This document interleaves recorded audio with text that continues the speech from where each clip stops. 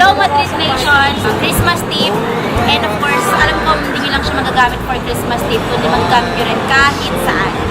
Kahit kailan. Okay, ano yun? So, this coming up Christmas, kapag bibili kayo ng gift para sa loved ones ninyo, para sa mga inaanak ninyo, mga mahal nyo sa buhay, sa office mate, or kahit sino pa yan, laging mag-alat ng budget. Okay, bakit? Bakit kailangan mag-alat ng budget? Kasi, baka mamaya, masyado kayong maraming pabili, masyado kayong ma-overwhelm, then hindi natin alam kung magkano yung nakukumpot natin. So, kung ano lang yung dapat na budget para doon, yun lang din dapat yung gagastusin.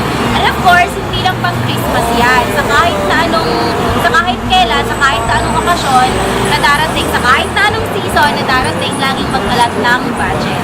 Okay? Para hindi tayo sumusobra at hindi na short. Okay? So, yun lang guys. Okay guys, for more tips at para ma-update kayo everyday, just subscribe sa Madrid Philippines. Okay? Subscribe na. Bye!